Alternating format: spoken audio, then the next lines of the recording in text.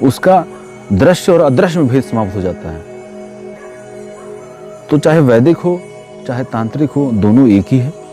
सात्विक और तामसिक का भेद रहता है शुरुआत में, और उसके बाद जब साधक की यात्रा आगे होती है तो वो भेद भी समाप्त हो जाता है, क्योंकि अगर वो ध्यान करता हुआ बढ़ रहा होगा तो उसको दोनों में भेद बड़ी आसानी से समाप्त हो जाएगा। अब क्योंकि बताने वाले गुरु उस प्रकार से नहीं है और समझने वाला साधक उस प्रकार से नहीं है, तो वो जिस चीज को तामसिक साधना को शुरू करेगा उसकी लत लगा लेगा, उसको मन में बसा लेगा और उसकी आदत लग जाएगी और उसको लगेगा कि मेरा तामसिक मार्ग ही सबसे बेस्ट है। और जो सात्विक वाला है वो कहेगा मेरा मार्ग सबसे बेस्ट है। इसी का ही विरोध है। इसीलिए ही ये प्रश्न आया है कि वैदिक और तांत्रिक, सात्विक और तामसिक में क्या भेद है। दोनों में कोई भेद नहीं है और दोनों में ही भेद है। वो साधक की जो मनोदशा है उस पर निर्भर करता है। इस कलयुग में तामसिक का क्यों इतना ज्यादा प्रभाव है? क्योंकि ये कलयुग तमस का युग है। इसमें जो सतयुग में जिस प्रकार से तमस का प्रयोग नहीं होता था, उसका कई गुना प्रयोग इस युग में होने लगा है। जितने भी साधक तामसिक साधनाएं कर रहे हैं उनकी गति तीव्र तो हो सकती है, लेकिन अगर उसके साथ वो ध्यान नहीं कर रहे हैं तो वो पथभ्रष्ट होते हैं। अधिकतर तांत्रिक आपको ऐसे ही मिलेंगे जो भूत प्रेत उतार रहे हैं, झाड़ फूक कर रहे हैं, वशीकरण सम्मोहन कर रहे हैं। सिर्फ उनकी जो साधना है सिर्फ वहीं तक सीमित होकर रह जाती है, जबकि तंत्र का अर्थ है मुक्ति। शिव ने विज्ञान भैरव तंत्र में इसी का ही जिक्र किया हुआ है और उसमें सारी ध्यान की साधनाओं को बताया हुआ है। सतयुग अगर होता, उसमें अगर हम तामसिक साधना कर रहे होते हैं तो उसका प्रभाव उतनी तीव्रता से नहीं मिलता। उसी प्रकार से तामसिक युग है, तामसिक में अगर हम सात्विक साधनाएं करेंगे तो उसका प्रभाव उतनी तीव्रता से नहीं मिलेगा। उसके पीछे कारण क्या है, एक छोटे से उदाहरण समझाऊंगा कि अगर सरकार बीजेपी की है और अगर आप बीजेपी विरोधी गतिविधियों में लिप्त हैं तो आपको कहीं भी स्थान नहीं मिलेगा और उठा के जेल में बंद कर दिया जाएगा। आपको अगर जिस सरकार के अंडर में अगर आपको काम करना है तो आपको उसके दिशा निर्देशन में काम करना पड़ेगा। उसी प्रकार से तामसिक अगर युग है और अगर आप उस फ्लो में चल रहे हैं तामसिक चीजों का प्रयोग करते हुए, तो आपकी गति तेज रहेगी।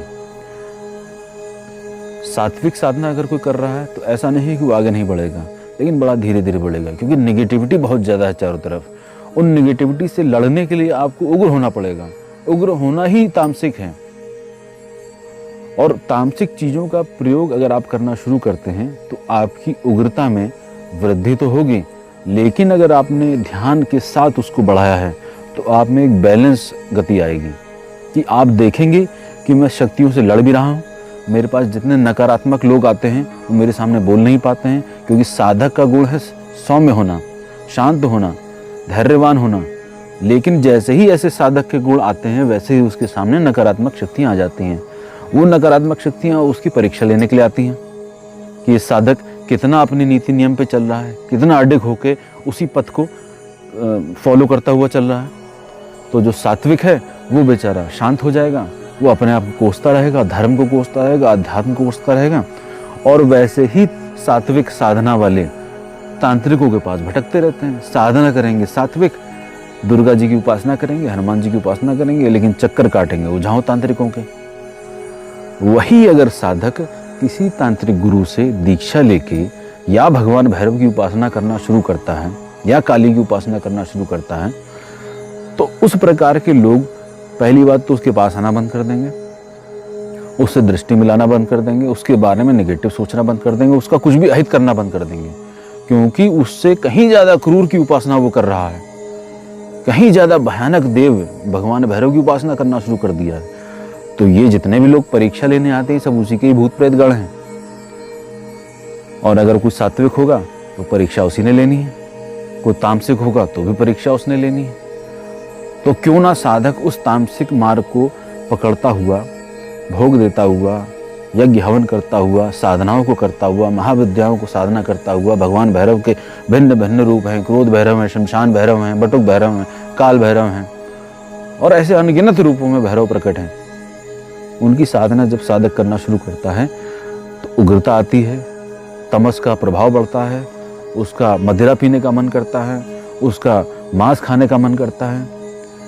जितनी भी उग्र चीजें हैं उसकी प्रवृत्ति उस प्रकार की हो जाती है, क्योंकि बहुत उग्र देव है, बहुत ज्यादा।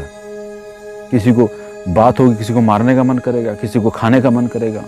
लेकिन अगर उसके साथ वो ध्यान कर रहा है, जितना शिव ने बताया पार्वती को विज्ञान भैरव तंत्र में, उसमें कोई भी एक सूत्र को अगर पकड़ के चल रहा है तो वो साधक तामसिक मार्ग में निश्चित रूप से मुक्ति को प्राप्त होगा। कलयुग में तमस का प्रभाव बहुत ज्यादा है। जिस चीज का प्रभाव है आप उसी फ्लो में अगर बहते रहेंगे तो उसी की सरकार में आप अपना कोई ना कोई एक पद निश्चित रूप से प्राप्त कर लेंगे। अगर हम विरोध करते हैं कि सरकार गलत है, सरकार गलत है, तो उससे कुछ भी नहीं होगा। आपको उसी समय के, उसी काल के अनुसार ही अपने निर्णय लेने पड़ेंगे कि मुझे इस समय क्या करना है। तो इसलिए सभी साधकों को मेरा निर्देश रहता है कि आप साधना करो, शुरुआत सात्विक से कर लो अगर आप में क्षमता नहीं है। क्योंकि मेरी जितनी भी साधना रही हैं बहुत उग्र रही हैं और मैं बहुत उग्र प्रभाव कर रहा हूँ। जिससे मेरी बातचीत होती है, अगर मैं अपने स्वभाव में रहूँ तो बहुत उग्रता से बात करता हूँ, क्योंकि मेरा स्वभाव वैसा है, क्योंकि मैं तामसिक प्रवृत्ति का हूँ। लेकिन मेरा ध्यान का अनुभव बहुत ज्यादा है तो मैं बैलेंस फॉर्म में बात करता हूँ। तो साधक को इस चीज से ये समझना चाहिए कि भले ही वो सात्विक साधना शुरू करे, भले ही वो तामसिक साधना शुरू करे, भेद किसी में ना करे, दोनों को ही स्वीकारता चले, सहज भाव से स्वीकारता चले और ध्यान को साथ में लेके चले। और वैसे भी अगर व्यक्ति सिर्फ ध्यान को ही लेके चल रहा है, उसकी अग्नि इतनी तीव्र है कि वो ध्यान में ही उस तमस को फैला दे रहा है। तमस का मतलब ये नहीं कि तामसिक चीजों का ही भोग लेना है। तमस का मतलब है वो अग्नि, तमस का मतलब है वो आग। उस साधक की अगर है तो वो सात्विक साधनाओं और ध्यान की साधनाओं में भी उतनी ही तमस के साथ, उतनी ही आग के साथ उस इष्ट को प्राप्त कर सकता है, उन सभी चक्रों का जागरण कर सकता है जिसके लिए कुंडलिनी में सारे 7 चक्र विराजमान हैं, जिसमें मूलाधार से लेकर सहस्त्रार तक सारी चक्रों का जिक्र किया हुआ है।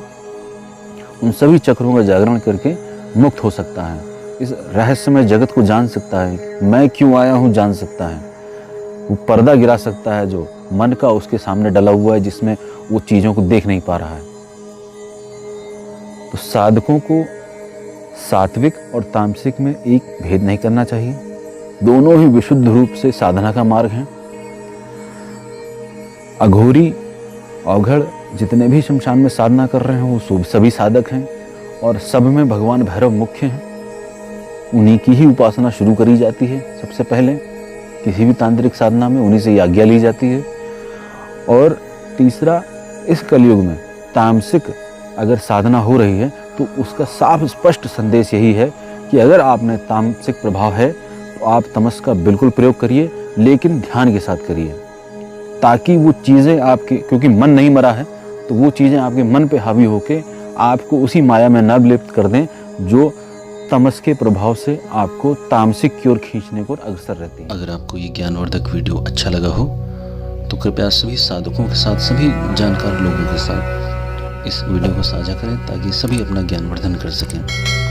जय श्री काल भैरव।